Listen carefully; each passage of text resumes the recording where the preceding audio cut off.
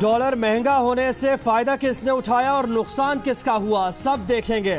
وزیر خزانہ اسحاق ڈار کا شفاف تحقیقات کا اعلان، کہا ڈالر کی قدر میں اضافہ مصنوعی تھا جو اداروں اور فرد کے درمیان رابطوں اور ہم آہنگی کے فقدان کے باعث ہوا۔ وزیر اعظم کی وطن واپسی پر مستقل گورنر اسٹیٹ بینک کی تقرری کی یقین دہانی۔ انٹر بینک میں ڈالر نیچے آ گیا، $1 105.50 کا ہو گیا۔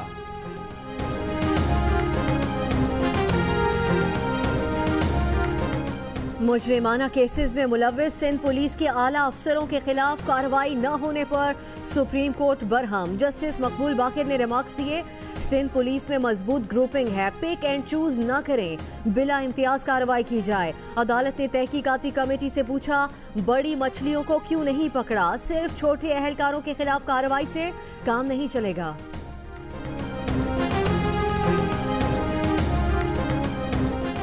ISI کو پاناما کیس JIT کے معاملات چلانے اور دیکھ بھال کا حکم سپریم کورٹ نے دیا۔ JIT ارکان نے پہلے ہی دن معلومات محفوظ رکھنے سے متعلق فیصلہ کر لیا تھا۔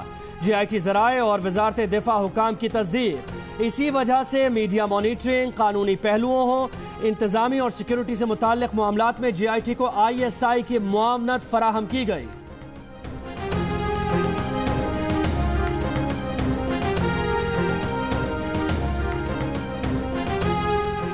وزیر اعظم نواز شریف کے صاحبزادے حسین نواز قطر روانہ ہو گئے۔ پاناما کیس کی تحقیقات کے لیے قائم JIT کے پاس عدالت میں رپورٹ جمع کرانے کے لیے 3 روز باقی رہ گئے۔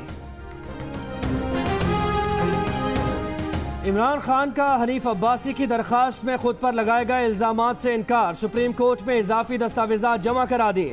جواب میں کہا، بیرون ملک کمائی سے خریدی گئی جائیداد اثاثوں میں ظاہر کرنے کی ضرورت نہیں، باہر کمائی گئی رقم اور لندن میں خریدے گئے فلیٹ پر پاکستان میں ٹیکس لاگو نہیں ہوتا۔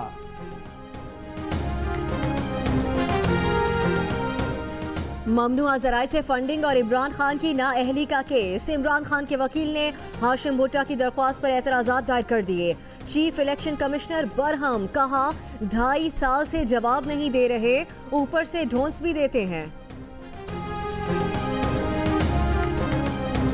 پارا چنار میں ایک اشتہاری کو خصوصی پروٹوکول دیا گیا، اس کے خلاف کارروائی کرتے ہوئے تمام اداروں کو سانپ سونگھ جاتا ہے۔ دانیال عزیز کا عمران خان پر وار، عصمت اللہ جنیجو تشدد کیس میں عمران خان کو رینجرز کے ذریعے گرفتار کرانے کی استدعا، انسداد دہشت گردی عدالت نے کہا چالان کی بنیاد پر کیس آگے بڑھا رہے ہیں۔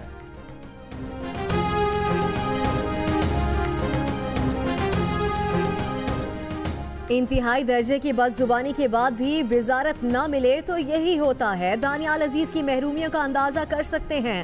فواد چودھری کا دانیال عزیز کو جواب، کہا دانیال عزیز کا یہ موقف مزاح کا خیز ہے کہ نواز شریف کی چوری پکڑنی ہے تو پہلے عمران خان کو پکڑیں۔